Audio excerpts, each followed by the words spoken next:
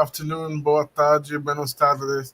It is my pleasure to welcome you to the celebration of the 25th anniversary of the publication of Salt, a significant piece of writing from Earl Lovelace, a beloved author of Trinidad and Tobago. In this video that you'll be seeing, this recording, Erica Ashton, the festival director, had the pleasure of sitting with the giant himself, the griot himself, to talk about a bit about his work, about salt. Enjoy, and we'll see you later.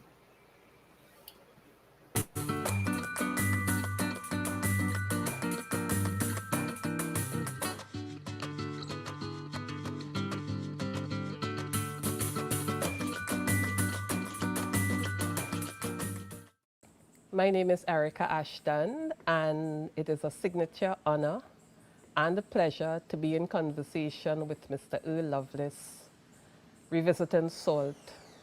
Mr. Lovelace, thank you for agreeing to talk with us at the Black Consciousness Festival. And as we are here, I touch ground before you, giving thanks for this opportunity to share in this conversation, giving thanks for your lineage, giving thanks for all that you have done for us in this space, for your sharing, your learning, and especially for this opportunity. So I thank you. And I proceed because you gave me permission earlier to engage in this conversation, so we proceed. So I invite you to do a reading for us. Thank you. Okay.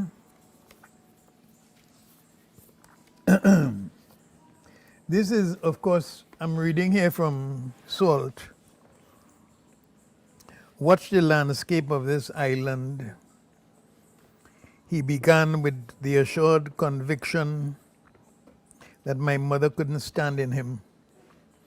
And you know they could have never hold people here surrendered to unfreedom. The sky, the sea, every green leaf and tangle of vines sing freedom. Birds frisk and flitter and whistle and sing. Just so a yardcock will draw up his chest and crow. Things have their own mind. The rain decide when it's going to fall. Sometimes in the middle of the day, the sky clear, you hear a rushing, swooping sound, and whoops, it fall down. Other times it's set up whole day, and when you're sure that now yes, it's going to fall, it just clear away. It had no brooding, inscrutable wilderness here. There was no wild and passionate uproar to make people feel there is beast, to stir this great evil wickedness in their blood, to want to make them go out and murder people. Maybe that madness sees Columbus and the first set of conquerors when they land here and wanted the Carib people to believe that they was gods. But afterwards, after they settled in the island and decided, yes, it's here we're going to live now, they begin to discover how hard it was to be gods. They discover how hard it was to be God. So thank you for that. We're going to be talking around that and around some other pieces from Salt. But I want to start the conversation with asking you about some of the factors and experiences that gave rise to your ideas around Black consciousness, your ideas around being African. Right. Well, I was born in Trinidad, in Toco, and I grew up from, I don't know whether it's 3, 4, or 5, but somewhere around there in Tobago, in Calderhole, Tobago, with my grandparents and my grandparents and my aunts. And, right. They were my grandfather had some land and he was a gardener, always in his land and so on. He had some animals and so on. And he was in the Methodist Church. He was one of those persons who picked up the collection. I remember him taking up the collection at the end of or at some point in the service. So we grew up, I learned to read quite early. So I read the Bible I like the Bible stories, so I read the Bible and I read a whole lot of stuff. And that continues, I would read. And the part that is, well, I ain't telling you my whole life story, but the part that is interest of interest is my grandfather. My grandfather was the person who was in the church, as I said. Apparently, he was on the church board.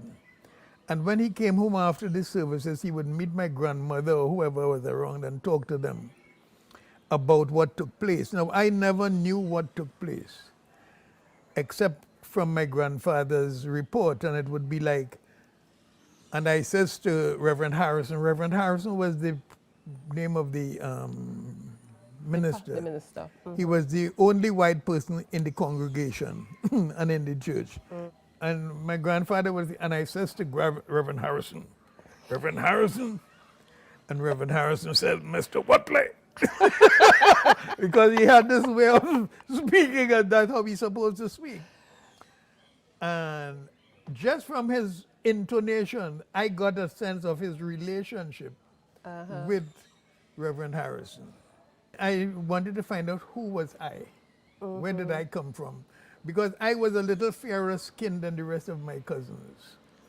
So they gave the impression that I had some mixed blood somewhere around the place, which I would discover later was correct.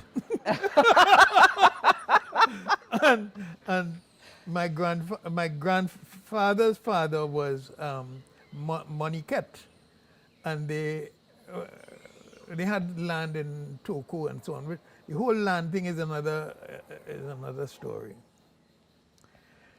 So in reading now, I've tried to find out who was I. I understand the people from my father's side, or at least one aspect of them, were people who, French, as I said, Moniquette. Yes. We didn't know that at the time, and we thought it was Spanish. 'Cause, Okay. you know. Language. Right. And that was on my father's side. Yes. My father's father. And on my mother's side was my grandfather, who I knew. But what I discovered was the slaves. That when I discovered who I was now, while this were French on one side, on the other side it was slaves. The enslaved That people. was no, not enslaved. They were saying these were slaves. So I at that age, I wasn't too happy about being a slave. And I looked to see if I could get an example of what they were talking about. And I came up onto my grandfather and his whole attitude. My grandfather would never be a slave because I understood slave to mean what is, therefore the question came up, what is a slave? We had a hymn book, a book called Negro Spirituals. Spirituals, yes. And one of the Negro spirituals was one called Old Black Joe. Yeah. And we used to sing these songs all the time. And Old Black Joe was gone are the days when my heart was young and gay, bam, bam, bam, bam. And gone to my friends from the cotton field away, gone from this earth to a better land I know. I hear the gentle voices calling Old Black Joe. And this is the part, Master and Missy have long gone before me. Soon we shall meet on the bright and golden shore. So these lines arrested me because this man was enslaved here. And after death, he was looking forward to further enslavement after life. I couldn't, that didn't sit well with me, as I say, from the example of my grandfather. So I read about Africans. Now, we had a few books at home I read, but I also joined the library at that age. Good. In Scarborough. And so I read about Sojourner Truth, Booker T. Washington, all the Africans in the world. All about Africa I knew and read at that time. And there was also a book called, what do you call it? Something Digest. I can't remember whatever digest. But it was a very important book that came from America, and they had these stories condensed. You The know? Reader's Digest. Reader's Digest. Reader's Okay. Digest. Okay. Yes.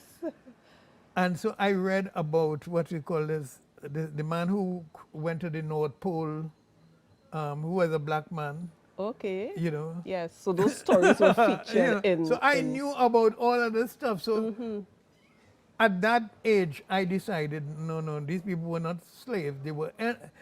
I hadn't arrived at the word enslaved yet, but they were. We talk now about slave revolts. I knew about the bush Negroes, the Maroons, the people in Brazil, the people in Cuba.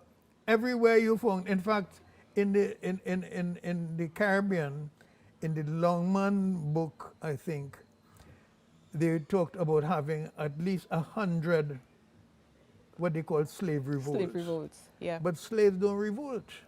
You have defined me or defined the people as slave, as people who Master and Missy have long gone before me. I ready to go and look for them, Yes. right? But slaves don't But revolt. slaves, but these people who were revolted were not couldn't be slaves. Yes. So later on, now as I went, and many things happened in life and so on, it helped me to refine that understanding so that I began the term enslaved. And in fact, I was probably one of the first people who used the term here in Trinidad. In Trinidad. Yeah. But it's a process that came from childhood, as you Yes. mentioned, Yeah. you know, so I understood.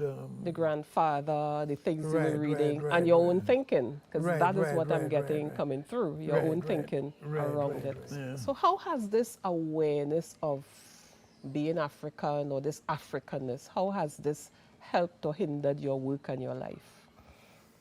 Well, I don't know if I could think about how it has helped. I think it was part of my development, so that I was developing along with that. And actually, I went to the United States in 1966 or thereabout. And there well, I'm saying that all the time I knew all of this stuff, right? Yes. I went to school. I ain't find nobody who know nothing about what I'm talking about. You know, Yes. and rare, I ain't really meeting people who know what I'm talking about. I think it's until Williams came into power, 56. When Williams came, I felt for the first time we were now hearing something about the history of black people. Now, it wasn't exhaustive and it wasn't full, and he had his own take on things as well. When I went to the US, as I say, I met Stokely. Carmichael. Yes. Yes. And we had a group. I became involved immediately in the black movement there Yes, in the yeah. US, right? And so it was part of, as I say, my own upbringing, you know, and so on. Yeah. In terms of how it might have, I don't know if one would say hindered, but I grew up, as I said, in Tobago with my cousins, Wilbert and Alford. We were like brothers. And as I said, they were blacker complexion than me. Yeah. So 1970 came, I think it was about 1970. So I went down somewhere, I was on, I think it may be Henry Street. And I'm talking to Wilbert, and see, where you going? I asked him, where you going? He said, I'm going upstairs here. Oh, no, first of all, I had dreadlocks. First Oh, of you all, had right? dreadlocks. Yeah. And so he looked at these dreadlocks. He said, well, so he looked at me funny, you know, now, as I said, we grew up very close and so on and so on. And I know the kind of upbringing that produced us in a kind of way. Yeah. He said, where you going? Such a loaded question. I said, well, I'm coming upstairs with you. He said, you can't come upstairs with that, you know. With the dreadlocks. Yes. Now, these were people, as I said, who I saw myself in, Yes. you know, in terms of my grandparents and then because my grandfather was, as see, a kind of man who was struggling in his way. My grandmother, his wife, I later understood was a Garifuna from St. St. Vincent. Vincent. Okay. And so on. So there was that kind of spirit inside there. They would argue and talk, but within the parameters given us as people in this country, we talk and think we're saying something important because they think it important, you know, and so on. So Wilbert tell me this thing. I said, boy. So, but it was very sad Yeah. because in a kind of way it was on his behalf as well that I was kind of engaging in some of the things I was engaging. Yes. But I understood what was happening because that was the society's view. It was the place having that view. It was not an independent view, right? In terms of how we were. Right. Yeah. So I think that there were, There were moments. yeah, that helped you to see a little more clearly what Yes, was taking place. what was taking place. And what I'm hearing too, you have that resistance in your blood because if you're talking Garifuna Yeah. and you're talking your grandfather having a way, a sense of Yeah, himself, yes, then yes. you have that. Yeah, I would say yes. I would definitely say yes to that. So that's why you were able to chart the course you know you've walked. Let's talk about Salt. Salt is 25 years old this year because it was published in 1996. Right. You're looking at it now, 25 years later. How do you feel about it? Well, I feel it was kind of like scratching the ground. It was breaking a new ground in a kind of, well, yes. But the people had been talking about it from the point of, at enslavement point. So it's not a new idea. People made petitions to the colonial government. And, right. I think that when I look at it now, I realize that it is not about Africans alone.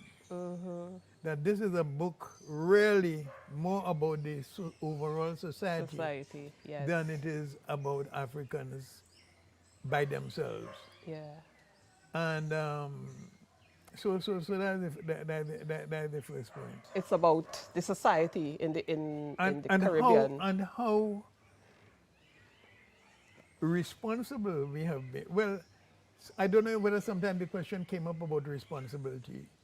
We have here, this is Bango responding to the Carabons. Yes. And I just say, and Bango is being offered land Yes. by the politicians. By the politicians.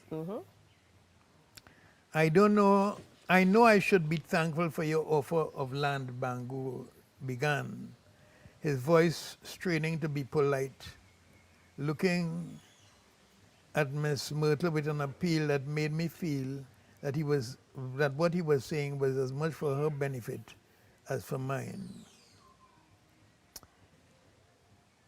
Into my mind plopped a picture of my father standing pathetic and heroic before his column of dingy and mossy bricks on land that was not his own. And I began to settle back for the falsetto of false modesty, of self-pity and martyrdom that I had come to recognize as the voice of my father's generation, struggling with its victimhood and its pride. But that was not what I got from Bango. Understand from the start, he said, I ain't come here to make the white man the devil. I'm not here to make him into another creature inheriting another world outside the human order. I grant him no license to pursue wickedness and brutality.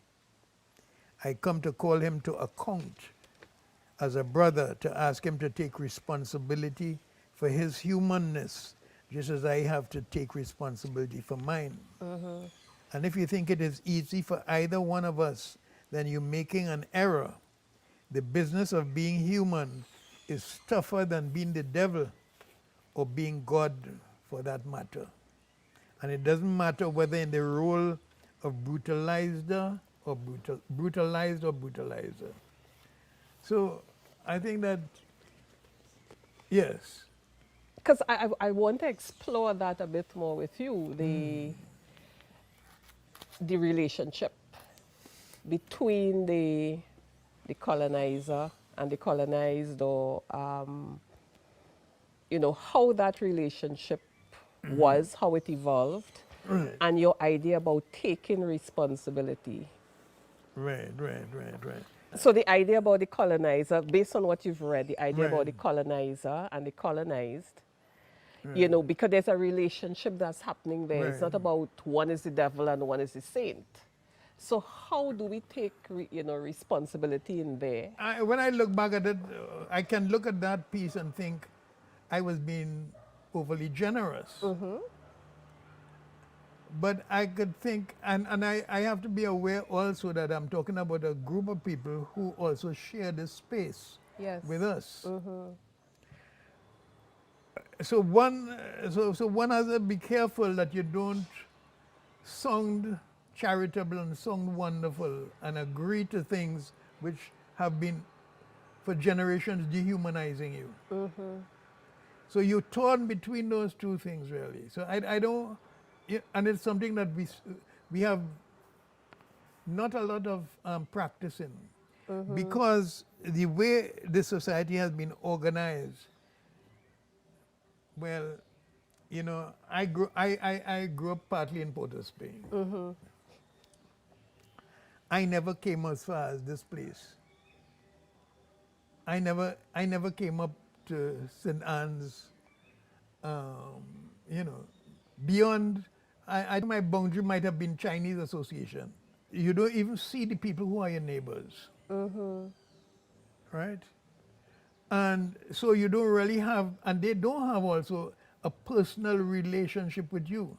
I think part of the situation we've had is where different communities live in places away from the others. And they're not Okay. too much, except in the countryside, Yes. where people Live side by side. Yes. you could say they live side by side. I'm So saying- that sense then of responsibility gets tied up in all of those things. We're not seeing each other. Right. So you're not concerned with them except that Yeah. they pelt a bottle and burst your windscreen or something. Because you're not seeing them. They're not in your space or in your face every day. Right, Yes. right. But if as a society though, we accept each other as sharing the space, we had to deal with that. Yeah. Even while we haven't been able to deal with it individually, depending on where we live in, you know, because you can't go and say, okay, I from Cascade, but you go down to Nelson Street and say, I from Cascade. I come in to help find out where the only problem is. But that's what we do in terms of wanting to help the other. Yeah, well, you have to help in another way. We have to find other ways, you know. One, we have to find responsibility. We have to take responsibility. I don't see how we could easily so accept our togetherness as a carnival experience. Or as, well, what else? And we go to Diwali and we eat some, what do you call it, kruma? You know, Herman Filori and yeah, and say that is enough. That cannot be enough. You know, we Yeah. need to discover, I think that part of the problem is that we don't know the other. yes. We don't know anybody in this place. And we don't know ourselves. For example, as we were just talking about the African idea of even religion And spirituality and spirituality family and right, community. right. Yeah. And culture. And culture. Right. We don't know. And nobody's teaching us. We didn't know it in colonialism, so how come we know it now? How come it is not being taught, we expected to know it? Yeah. We have to go out there and find the information. But it's a difficult thing to find the information in that way. I mean, unless you put so much emphasis on education. Yes. And what is the education? It, I mean, it really, we really need to look again, not, I wouldn't say just to look again at the way we've approached it is to say, look again at the education system. But look for what? You know, You're asking the difficult questions here. Look for what? yeah. That is what is the question. Look to the education to see how it teaches us about ourselves. Look to the education to see how it teaches us about others. Right? Look to education to see what responsibility is. These are the things we have to look for in education. It is not to say just look to education as if education is a magic thing that will. Solve all the problems. Yeah. We had to be looking for education for something. For something, yeah. You know, and it is such an adventure it could be for a new society like ours to engage in looking at the understanding each other. What we did when we went to school was, I don't know how much we learned history or what, but the history that we might have learned is European history or English Yes, history. or English I know history. 1066, the Battle of Hastings. I remember that very good. The Battle of Hastings. Imagine I remember the Battle of 1066, the Battle of Hastings. Hastings. Yeah. Right? Yeah. I know nothing about Africa. I don't know Yeah. nothing about India. Yeah. I don't know nothing about China. All of these are places that impact on the society. And I think that we need to discover what these are. And I think it could be a wonderful thing. It is not just only, yes, we have to compete with each other in various ways. Just as we've always done, we've always competed with each other. So it's not a new thing, you know.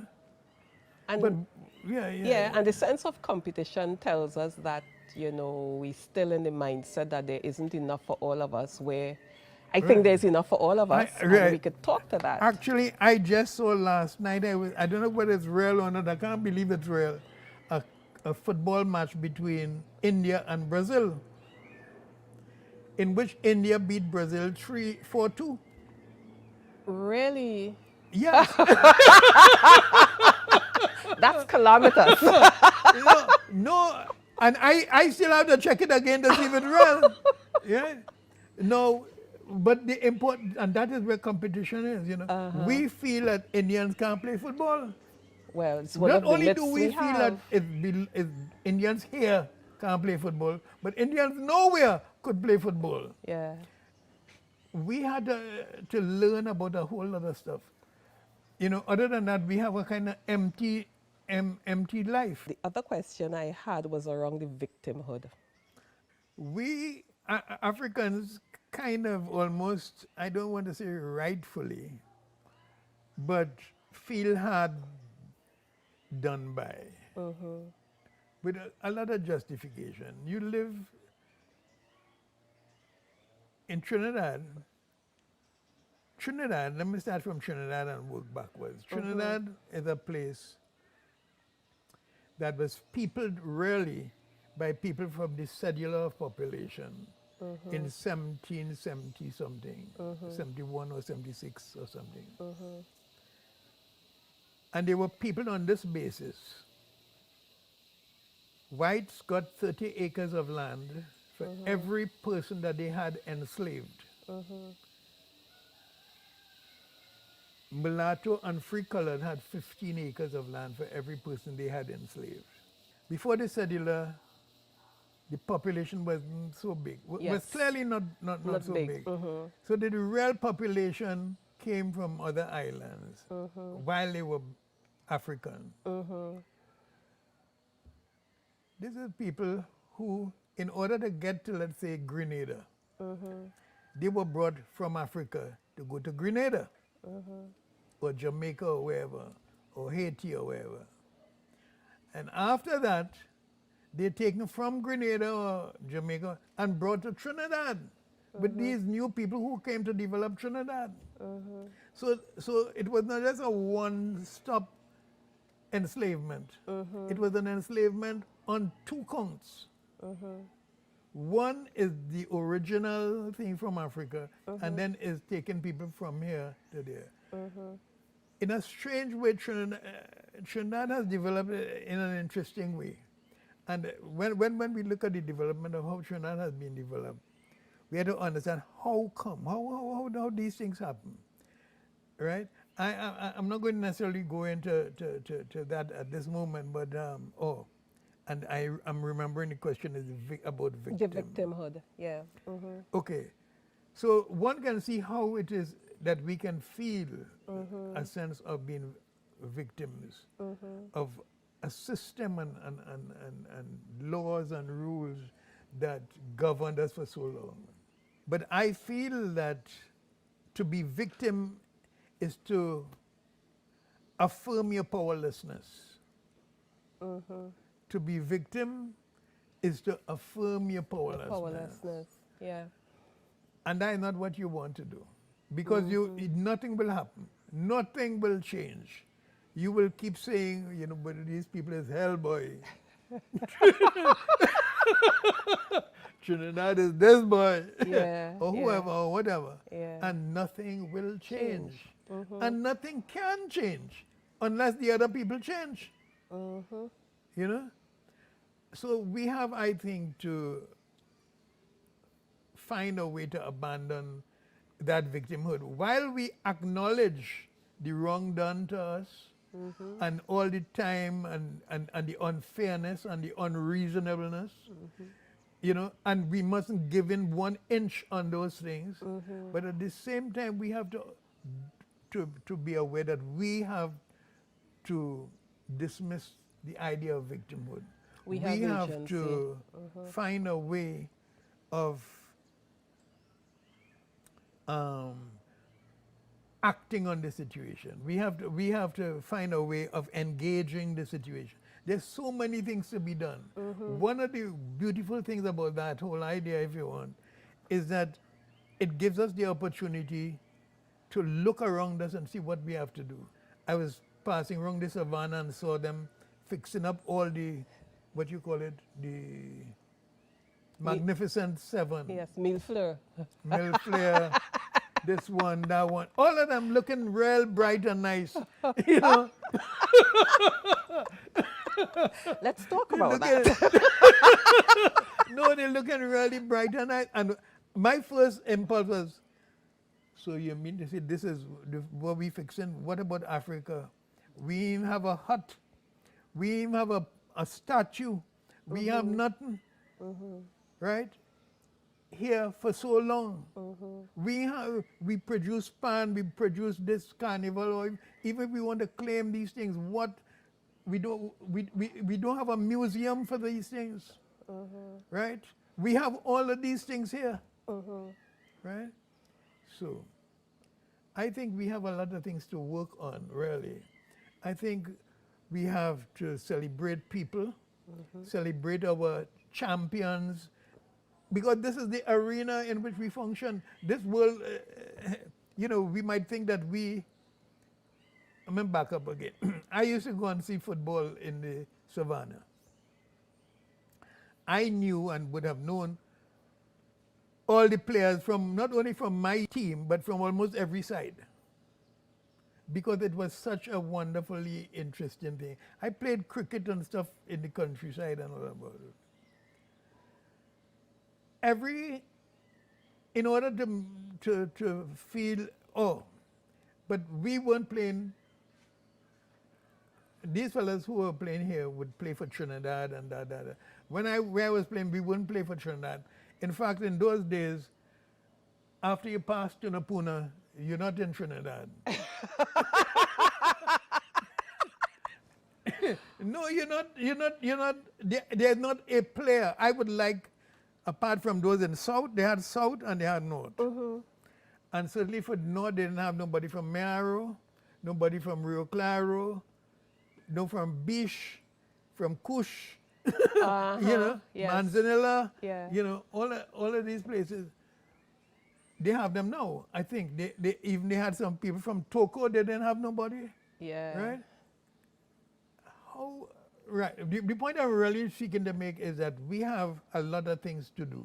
Yes. We have, but we have to identify these things, and we have to find a way of how we're going to address them. And who is the we that is going to address them? Who is this we that I'm talking about? Yeah, who is this we? Is it the politicians, the leaders? Who is this we? That is something we'll have to discuss. Yeah. I don't think that we will have to discuss it. We will have to be aware that the politicians have been the one who have been given our vote in order to deal with the society as a whole. We have to deal with people in our midst who we feel who have demonstrated that they're interested or they can do something. We have a lot of weaves to weave together. To weave together. You Yes, know? Yes. But we can't just leave it to either one or the other. We have to take responsibility, and the responsibility of everybody. Everybody has to become involved in the thing. Or it would be nice if everybody were involved. But certainly those people who have suffered because of the absences and so on need to find a ways to become part of this movement. So when I heard this is what The Black Consciousness Festival. the Black Consciousness Festival. I thought it was a wonderful thing. Yes. You know? And I think it would be a great, great thing that it must address dealing with concrete matters and finding ways, one, to talk about them, to do them. You don't have, they used to have, I mean, I remember the politicians of people, aspiring politicians. They had Moko, there was Tapia, there were various little groups had different Yep. thing to speak true voices. You don't have a television show. You don't have a book. You don't have a newspaper. You don't have nothing to represent this group of people, you know? And I think that we have to address these things openly. Openly. The other thing is that when we start to talk, we have to shoo. Yeah, because You know it's what I not mean? safe or we don't feel comfortable. I think that is unfortunate that we have to stop the shooing. Yeah. You know, Bring it we out. have to be able to speak. Yes. Just I mean, if we can't speak, what we could do? speak know? our truth. Yeah. At least you have to be able to speak, and you have to be able to, if you, yes. We have been establishing. Well, I don't want to go down there. Let me. Why? You see, I and all with the shoo. You were done with the shoo. But know. you know, you made a point earlier when you were talking before, which stood out for me when you were talking about meal flow. And you referenced the fact that, because I was talking about them putting back up the little French thing in the yard, and you were saying, but you know, it's Africans who would have constructed those buildings. Correct. And I had never thought about it like that. Right, They were just there. Right. No, I think that we have to look to see where we have entered this landscape, what we have done. Not that we get paid for it necessarily, Yeah. but what we have done. We have to really look at it, you know. And recognize that Right. we have contributed to the society. Right. And because we have not done a lot with what we have done, you see, I have said, what have we done with what we have done? Is a very important question, because we've done a number of things.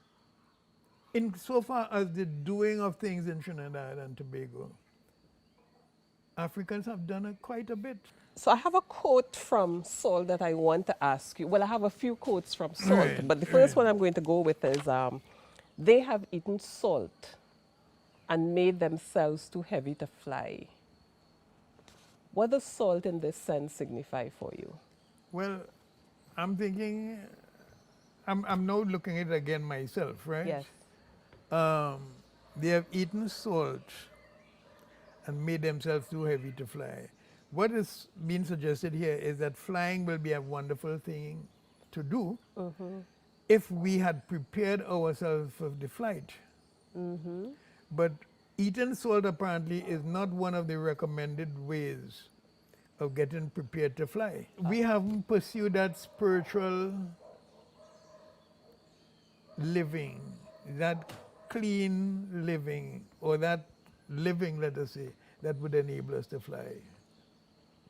But what we have done is to help to tie us to the ground.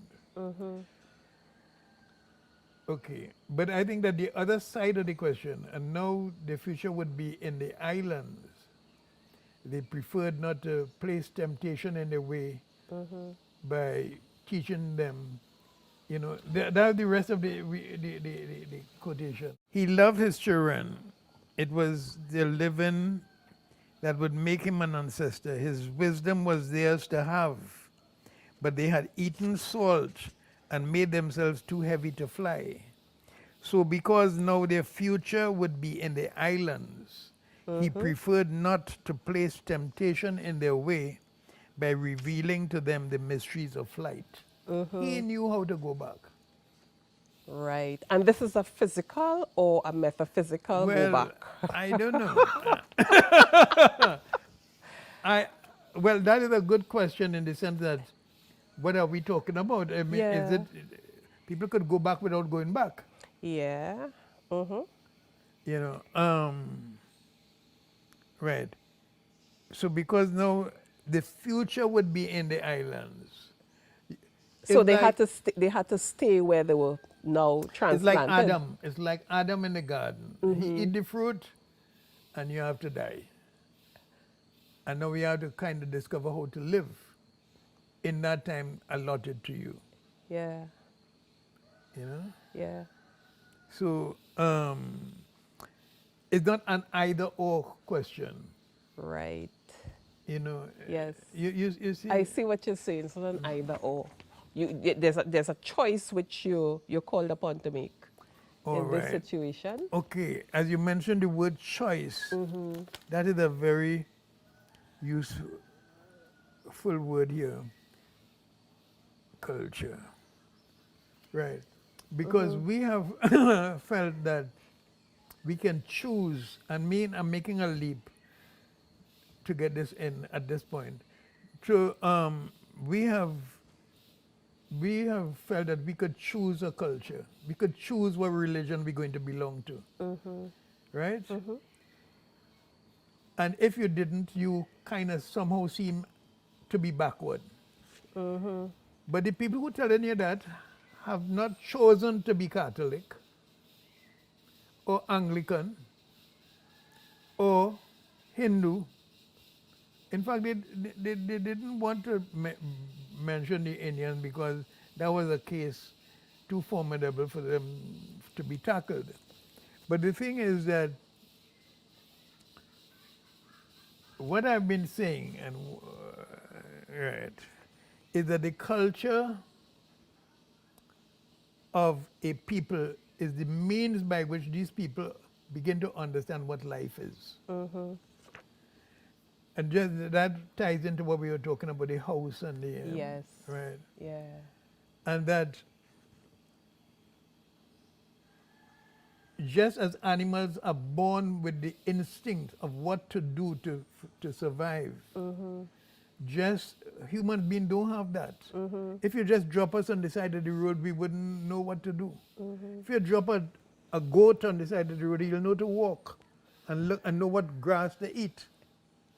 But with human beings, the instrument or the organization or whatever you want to call it, that enables us to survive, that both spiritually and physically, that tells us what to do when at a certain age of marriage, what to do in preparing yourself as a young man for a future life. What you do when the child is born. What you do when the child is born. When somebody dies. All of this is part of the culture. The culture, yes. Yeah. And so to talk about not being, that you had to choose, this was one of the opportunities that these people had.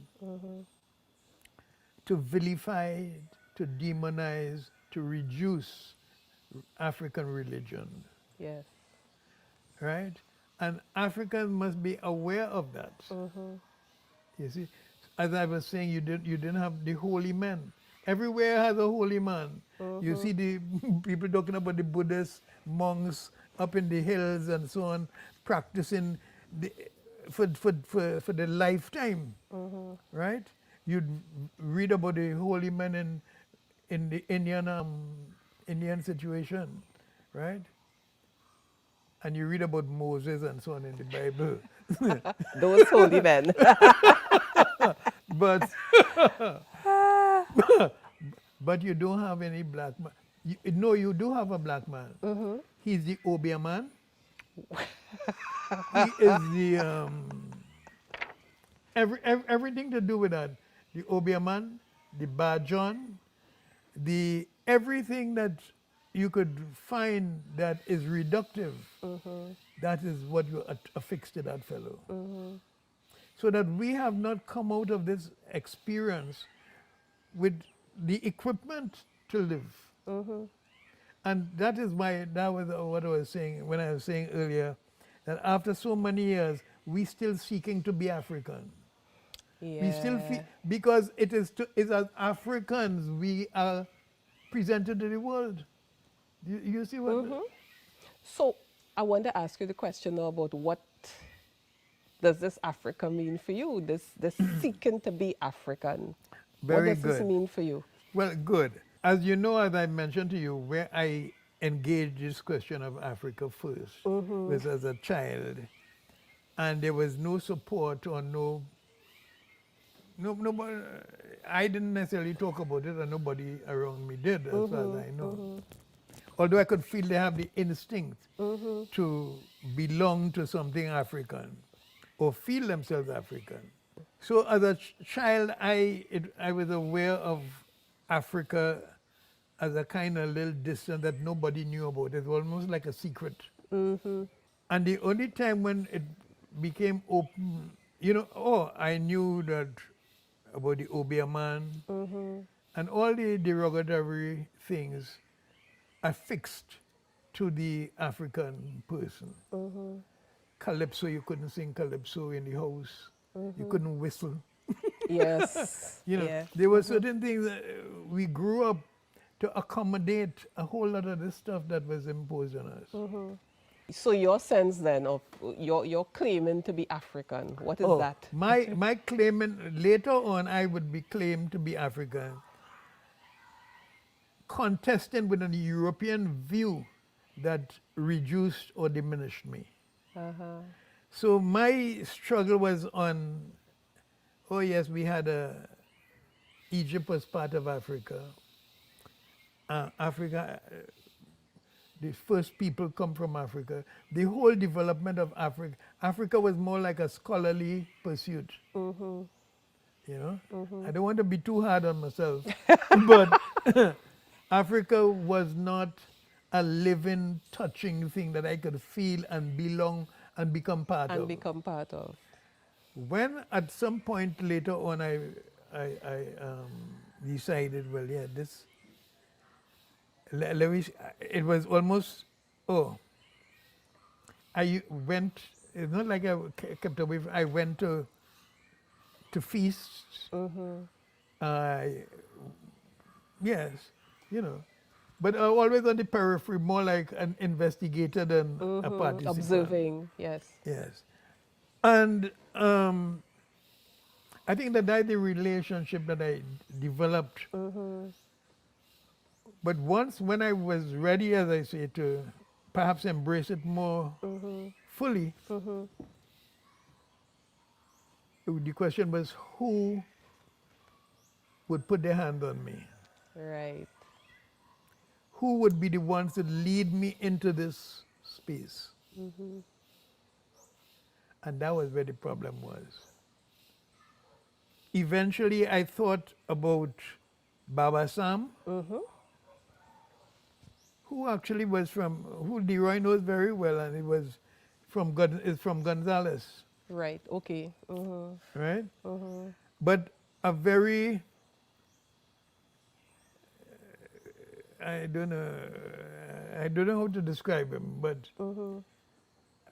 somebody of some substance. He wasn't a scholar or anything like that, and was a very ordinary person actually. And I would imagine he might have been a fighter too, you know, for that all for that matter. But was somebody with the integrity of a person in him. He died, however. Okay. Right? So, and then I mentioned, I think I said when I was talking about Michael going down in the country to meet this person who was blind. Right? Yes. So I'd never found the person. And so I remained kind of like on the outskirts of something. What have I learned from that is more important, or is at least as important, is that we have to make these things whole. We have to find a way to get the person, if the person is the right or the wrong one. In fact, Leroy had this story about having some, finding some pennies under the house nearby him. And of course, we grew up with the idea you don't pick up money You from don't pick the up ground. money from the ground. Yes. Imagine that. But he picked them up and he washed them. So washed off whatever might have been there. I like that. And he'd leave them buried in the ground for a little while too. You know? So that, we have to do that. Yeah. That is what we have to do. To wash these pennies afresh and leave them in the ground for a little while and say a prayer over them and come back again. That is what has To get that sense of right. this Africa. Well, I'm sure he's present in terms of hearing this talk now. Probably Yeah. very present. Yes. Yeah. This occurred to me in reference to this because it's a very concrete example of what you have to do. You know? Pick up some things and leave them and go back to them and figure them out. Well, Yeah. no. This is a specific thing that has the potential to do you harm. He's saying, okay, but it's something you need. Right? So I get them, I wash them. Because washing is one way that the society tells you to clean things. Wash your hands all the time now. Right. And using salt. Right. And also using salt. Yes. Right. And also one could understand burying it, kind of keep it, the germs from, or whatever it is, evil from developing and coming forth. So it is how do we take something that is not at its vibrant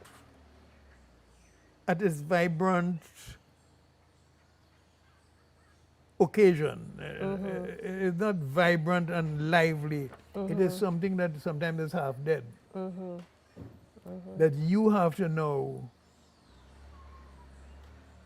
make whole. You have to take up again.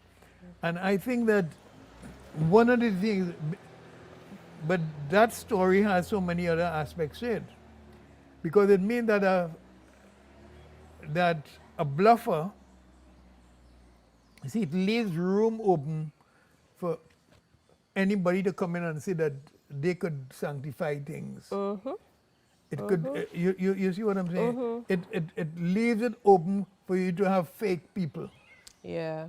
And Performative thing. And you see the fake people before you see the authentic. And you see what I'm saying? Yeah. And that is part of, but that is the job we have to do. Yes. You know, you have to find a way how to do it. Separate the fake from the real thing. Yeah. Right. So I have another quote for you from Salt. How you come to know me now, asked Mother Ethel. Pushing herself up from the bench, facing the shrine in the yard. with the calabash tree and the pomegranate tree with the iron for Ogun, and the conch shell for Yemanja, and the sugarcane plant for Dambala, the snake. No, right. The shrine. What's this? Right. Yes. Well, I didn't spend a whole lot of time with my mother. When I look back at it now, no, it didn't seem so at the time. But my mother came to Trinidad, and she, at a certain point, she's kind of like the mother in this story, is kind of like based on her in a certain kind of way, Right. right? Yes. And so she had been Methodist in Tobago, but she now was Baptist. Okay. And she took me actually, which is a side, to a Baptist church when I was about 14 or so. And that's the church used in the Wine of Astonishment. Okay. What do these elements Oh, the mean for shrine. you? Because I think I was telling you the significance of it. Right. I think that, again, the same African, if we understand African, there's a certain respect and reverence, if you want, in relation to certain plants and animals that they like to have around them. So they would have the conch shell, the sugar cane, because they symbolize some of the deities that they worshipped. And again, we have to understand worship in the Christian sense and worship in this sense, what the differences are. You know, because we just go along with the definitions presented to us without understanding, well, maybe we're not talking about the same thing. Right? So I never myself utilize that in my own life. But it's something that would be very nice to do. Yes. And I could see how people, again, having a space in which they have these things around them, which is say they're guarded also. Yes. And guarded in a spiritual, in any sense, actually. Right? Again, the discovery of or the recovery of these things would be kind of very important to us. Because again, is the connection to the land, which is such a big part of the African tradition, and the connection to all of these elements in the space. Right, and there's also respect for people. Respect for people who live long enough and decide to make that, and they say, okay, this is sacred to me. Yes. How could you come now and tell me that it's sacred to me? Point. And what is sacred means to you, Yeah. and what it means to me might be two different things. You know, you see. So again, we're coming back to the idea of respecting, knowing the other, Right, and respecting. good, and the disrespect that we already have involved in the education. The very education that you're telling your children to educate themselves into. It's kind of teaching them also at the same time to not respect. To not respect. Yeah. But while, and one will say, then how do we go forward? But there are certain religions that maintain, for example, Muslim, maintain the same set of ideas and values of what should be done from from its beginning to today. Hinduism has us, but we don't know, I don't know enough, and we don't know enough.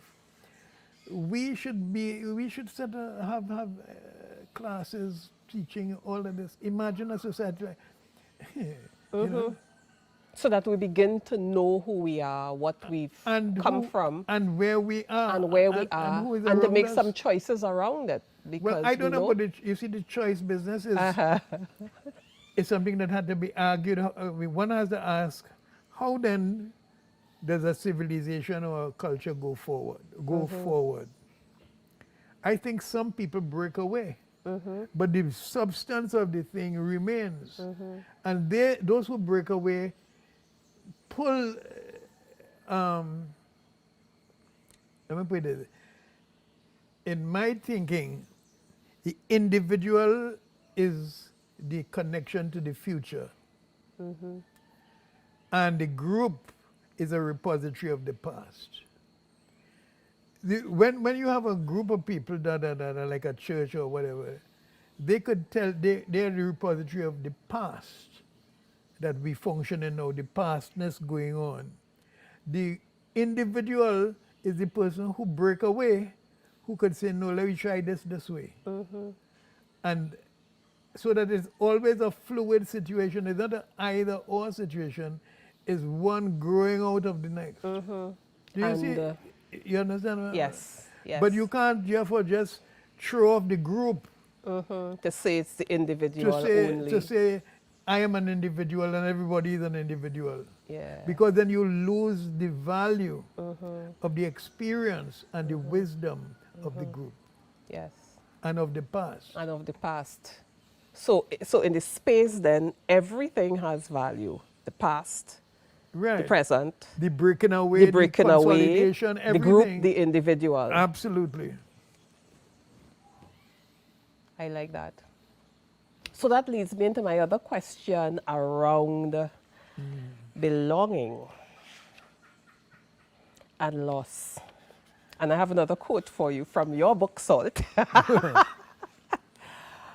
But how do you feel the loss of a self that you did not have to lose? How can you lose an Africa you did not know? But that was what he felt. The loss of not having had that loss to lose. This is a certain intelligence or a certain approach to the situation in which we find ourselves. But I think that the other way is to feel that this is barbaric, so that you ain't lose nothing actually. You gain something. You, in fact, it's presented to you as if the loss of Africa is not a loss at all, right? That being a Catholic or being an Anglican or being a whatever you want to be is an advance on these civilizations, on these cultures. So if we understood, but we do in a way too, you know, I was saying if we understood what we lost, of not having the loss to lose. Not having the loss to lose, I don't know how to put that, right? Yeah. I suppose it's knowing you've lost something because you're feeling it, but then you can't put your finger on it in terms of what it is. You know you've lost something. You've lost that real sense of what Africa is. Because so I'm thinking about, you know, the gentleman here. So in this new time, he is feeling that something is not quite right. But he can't put his finger on it because, again, going back to what you were saying, this Africa is still a nebulous thing. Right. Not having the loss to lose is almost as if we are now educated into being behind the loss. Educated in the sense that we haven't lost anything. And I'm going to see if that is Yeah, correct. we haven't lost anything because we think what we have is what it should be. Right. I think that when we begin to understand what we lose is when we begin to understand what we need. Okay. It's not having the loss to lose songs like it put it in the past. You know, in a certain kind of way, as if that was something that happened. But not having the loss to lose is me not being aware of the Africa that you can be.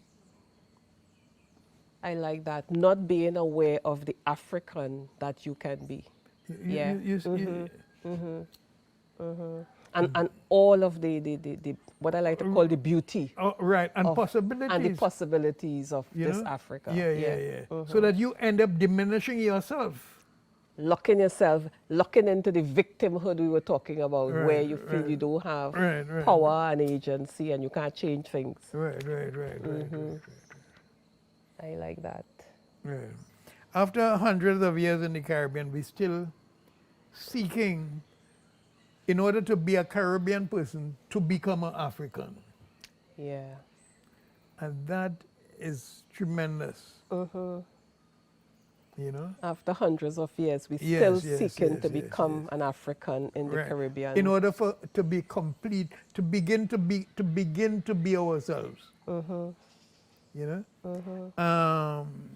And I think that is something, an idea that we should spend some time thinking about. I don't want to assume that, you know, either I know or there is an easy answer. Yeah. You know? And I think, you know, it's important that you say that, because I think an important part of the thing is having the conversations where we begin to talk openly, no more shushuing. Right. We begin to put things on the table and Right.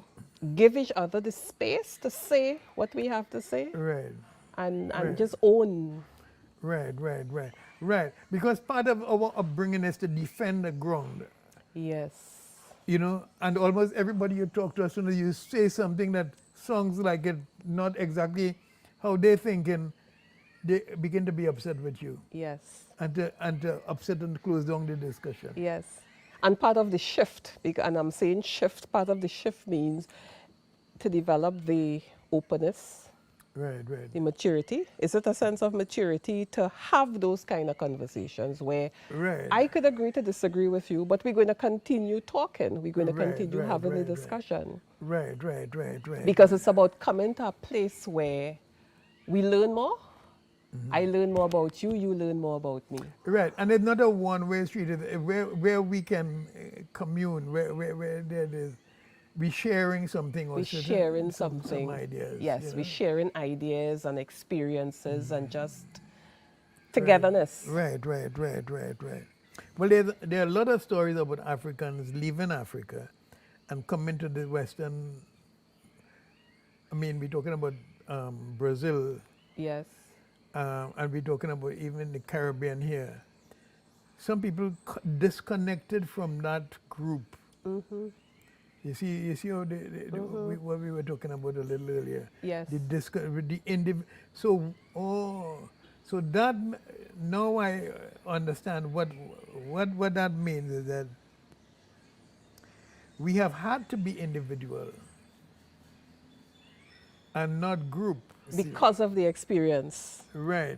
Because we left the group behind. We left the group behind. And sometimes the leaders that we have kind of produced have been more bullies than leaders.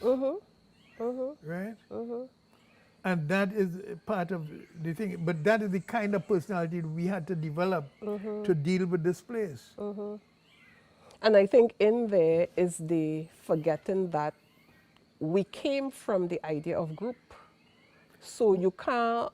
Well, it's not only groups, you know, we came from both. We came from both. We came from both. But, you know, you can't, as you were saying before, it's an and. You can't forget the group. Right. And pursue only as the individual. Right. And we have, therefore, because we have not developed or identified or discussed our own thinking. And the thinkers that have been presented to us or been presented as important to us have been out of that Western set of ideas. That Western set of ideas. And also because, which is something I had to discuss here about our writers, that,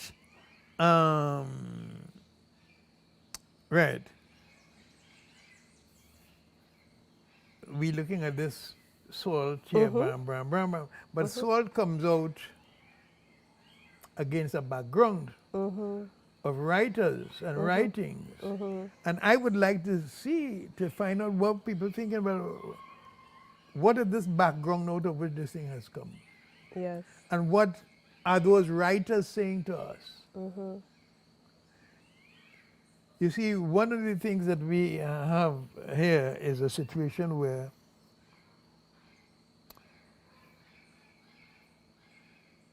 some ideas are presented as important and some as not so important. The idea of being African is not important to some people. It's not a wonderful idea to take us anywhere. And that is one of the things that we have to contend with. There's some more cosmic ideas that that really puzzle you. I remember meeting a friend of mine somewhere, and he said, we was talking about complexity in writing and so on. And my view has always been that if I don't understand it well, I don't know. Right? So he said, you know what I do? He said, I take all the pages and just mix them up.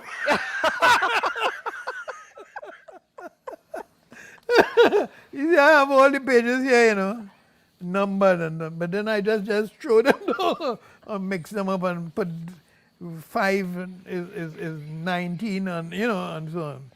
And he said, that's the way it's now complex. It's now complex. Yes. Some of the writers come out of this, but some of the thinkers of the place come out of this too. The thinkers of the place, they are thinking, what are we going to talk about African for?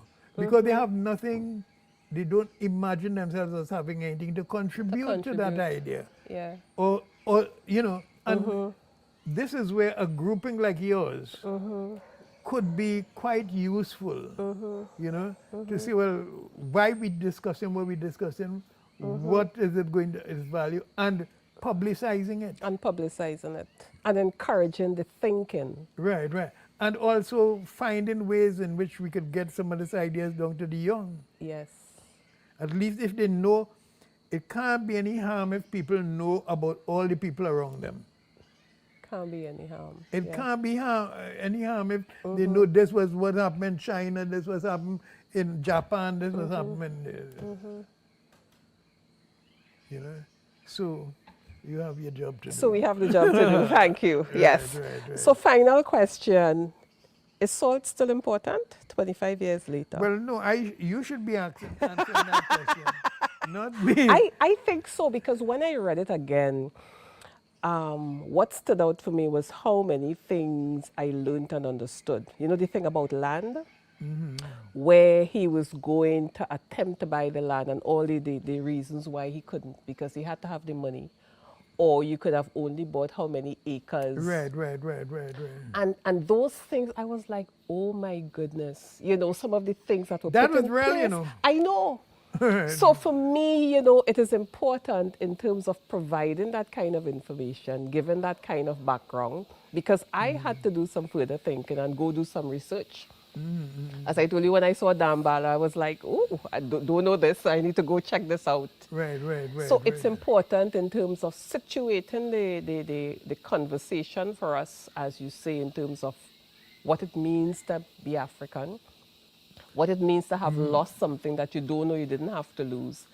And also, importantly, in a society like ours. Yeah. What it means to have African people in the society, what would be our value if we had Africans living here? Yeah. If we had Africans who had an understanding of their spirituality, of their religion, of this, if they had a system, a culture which would show them what to do when their mother died, or what to do when... And we were talking about how to grieve. That it's okay to roll on the ground and to bawl and to... Because that's part of the grieving process. Right. And all of these things, these are things that we still have to do. These are not things that we can not do and be comfortable. So it's important. So I want to end to say it is very important. Right. We have a group of young persons who will also be having a conversation on salt. They've read it, Right, and right, they're going right, to be right, having a right. conversation on it. So that's to tell you it's important. It is Right, still right, there. right. Well, I think that that is very, very, Yes. very good and useful and thankful. And I want to thank you for writing it.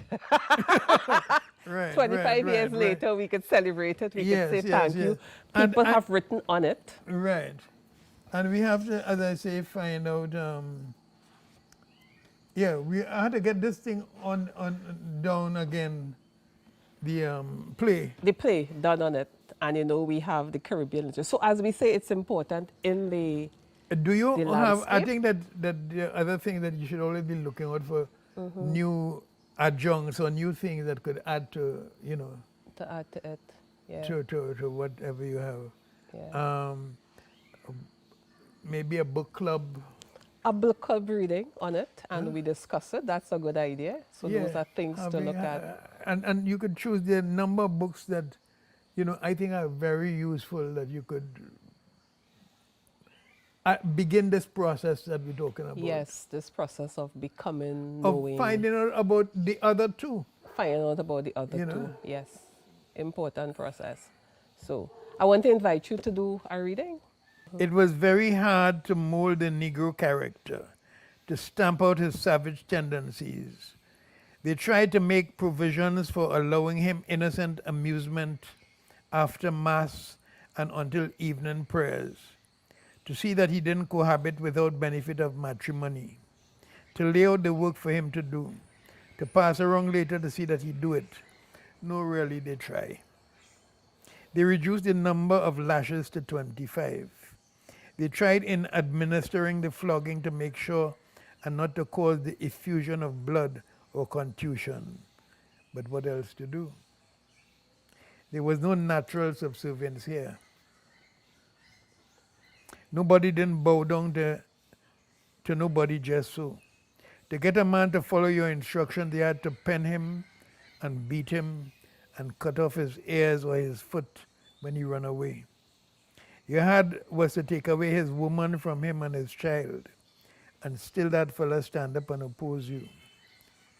But these fellas here, these fellas was the most lawless and rebellious set of fellas they had in the Caribbean. The majority of them dangerous rebels exiled here from the other islands, men that had no cure. Fellas whose sport was to bust one another head. Fellas who make up their mind to dead. Who land on the wharf from Martinique and Grenada and St. Lucia and from wherever they bring them singing. Muma, muma, your son in the grave already, your son in the grave already, take a towel and pan your belly, singing. 1,000, 10,000 to buy me one, me one, oh. Singing, when I dead bury my clothes. I don't want no sweet man to wear my clothes. And it wasn't just men alone. It had women there that was even more terrible. They had to ban them from talking. They had to ban them from walking and from raising up their dress tail and shaking the melodious backsides. It wasn't easy. The plantation, people couldn't handle them. They beat them, they hold them down and turn them over and do them whatever wickedness they could manage. But they couldn't break them. And then it dawned on them that you can't defeat people. Then they find out that people are too stupid to be defeated. They're too hard. They don't learn what you try to teach. They don't hear you. They forget. You tell a man to do something and you tell him he forget. You tell him to shoot and he forget to load the rifle. You tell him to get up at 5 and 9 o'clock, he know you on in and stretching. He didn't hear you. Or he hears something different to what you tell him. You is the expert, but he believes that he know better than you what it is you want him to do. And he do it and he mess it up. 500 years it take them to find out that you can't people in captivity.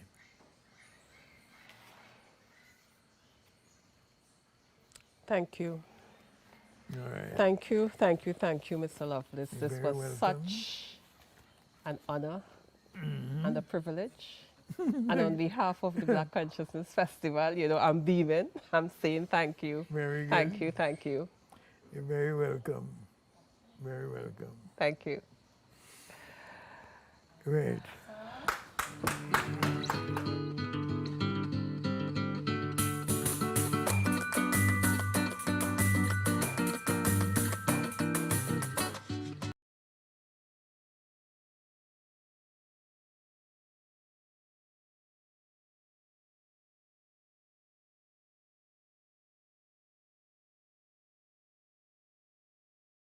It was here in this role that for the first time in his life, he had a taste of the exercise of power. There were those who, thinking him still the diffident, apologetic Alfred, wanted to challenge his decisions, and for a time he tried his best to please. He wanted to be fair, to give correct decisions. And in the beginning, what errors he made stemmed from this concern. But then he discovered that he was the power, that his was the final authority. He established his control by his recitation of the rules which nobody else had read, and by an inflexibility of will, all timidity left him. He penalized for the most minor infringements, delivering his judgments not as an upholder of the law, but as an angel of vengeance, victoriously punishing sin. Sometimes he would wait long seconds deliberating after an appeal had been made, while the player over whose fate he was about to adjudicate did his best not to look up, lest he saw the sword of Alfred's index finger pointing him back to the pavilion. He worked himself into the drama of the game, signaling boundaries with the elegance of a dancer, redrawing the bowling crease, calling no balls, turning down appeals, making a theatre of his adjudication, until he became as much of an attraction as the star batsman or bowler at school. He's so impressed that captains of adult clubs asked him to stand in their games, and the schoolmaster, delighted to have him in his school, a young man with such a sense of force, invited him at 16 to become a pupil teacher. It was this apprenticeship that would begin his career as a school teacher and allow him to place another firm foot on the steps to the world. There was so much to learn. He needed to improve his vocabulary to get the correct pronunciation of words, to have quotations at his fingertips. He needed to be able to talk of novels, the theatre, opera, to know what wines to choose when he went to restaurants in England. And he had to begin alone. He knew of no one else journeying to that world. At times, though the language defeated him, his thinking was in another language and he had to translate. He began to speak more and more slowly to make sure that his verbs agreed with his subjects, to cull out words of unsure origin and replace them with ones more familiarly English. Caribbean words like juk, mamagai, and obzoki all had to be substituted. He felt his meaning slipping away as he surrendered his vocabulary, but he had to surrender his meanings. He couldn't take his words out into the world. There was no help for it. As soon as he could afford it, he bought the concise Oxford Dictionary, opened it at A, and began to write down 5 new words every day, and as one of his books advised, to use them in sentences. He would say to a child, "What has so acidulated you today? The abnegation of our friendship is final. Aren't you convivial today?" he sometimes greeted the children. Or he would say, "The presentation you are making is so convoluted that my conviviality is assuaged." For better elocution, he began to speak with pebbles under his tongue. For the correct pronunciation of words, he put his radio on the BBC. He bought a book called Improve Your Word Power. He bought a notebook in which he recorded the new words of his expanding vocabulary and striking statements that he felt he needed to remember. He wrote, "Man is the only animal that laughs and weeps because he is the only animal that is stuck with the difference between what things are and what they ought to be." He wrote down, "Facts do not cease to exist because they are ignored." He wrote down, "Problems exist to be overcome." He wrote, "Beauty is truth, truth, beauty." He read the sonnets of Shakespeare. He read the novels of Marie Corelli, The Decline and Fall of the Roman Empire, of Human Bondage, the essays of William Hazlitt. He bought an umbrella. He began to develop a new walk. Gait would be the word. Slower, more leisurely steps that gave him more time in which to work out his translations from his thinking into what he now saw as proper English.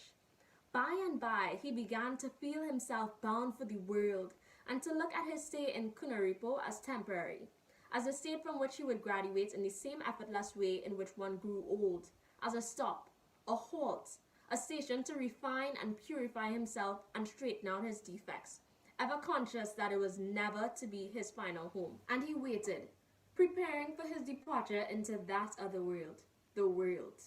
Watching the seasons change and the deluge of rain turn the cracked savanna into pools of mud, and he continued to call out, spelling and work sums with the children, and sometimes, feeling himself a stranger far from home, feeling surrounded by the cocoa and the canes, watching the forest peeping through its window panes of sunlight, or sometimes on an evening when darkness covered the town and all that was alive was the cinema and the gambling club that he had never been brave enough to enter, he would sit and listen halfway across the island for the sound of the sea and the rush of waves dying on their barricade of foam, and in his mind picture the ships, the planes, and he would sound upon his lips as if to taste them and be refreshed, revived. Those words, names, Thebes, Athens, Mesopotamia, Constantinople, Great Britain, Ulysses, Pelham, New York, London, sometimes calling them out suddenly among pauses in his teaching, surrounding them with a halo of timelessness and space, as a shipwreck might call out the name of his distant country, or an absent lover whisper his woman's name. And he began to walk through the town, filled with his sense of the magnificent world about him, his own heartfelt grandeur, expressing himself in cool, contained, almost shy gestures, afraid to extend himself lest he should give the impression that he had accepted this island as his home. His resolve faltered briefly, one time only, when the National Party arrived to promise a new world and to present its candidates for the elections.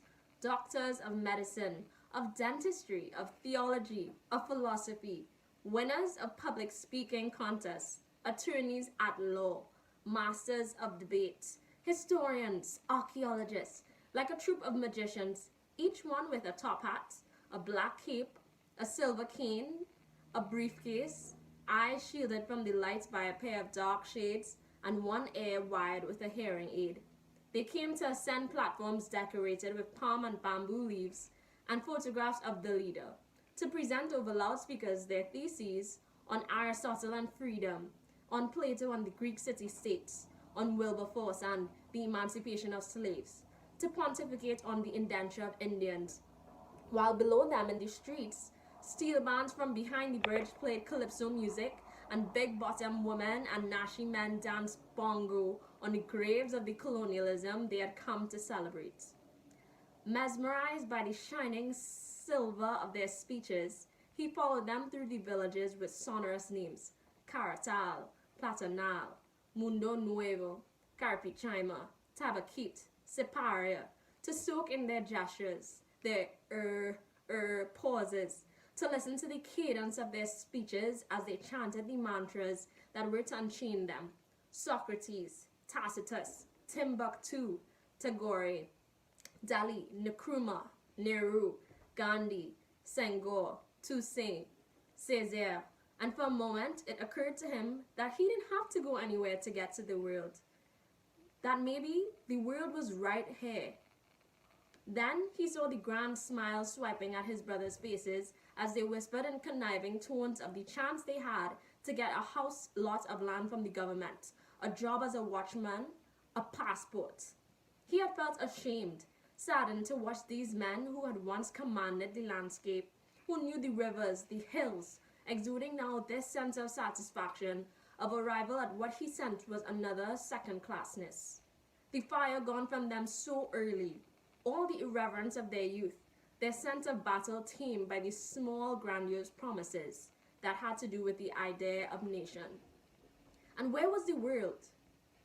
He watched his father, who had also fallen under the spell of the party, large with his fictional power standing beside his columns of dinged and mossy bricks, the evidence of the house that he was going to build, talking about the house, how many rooms, how many toilets, with the sense of a small promise renewed, revived. And Alfred had left for Teachers Training College with a sense of relief, of escape, glad to be away from that settlement and compromise. His belief renewed that the world was elsewhere.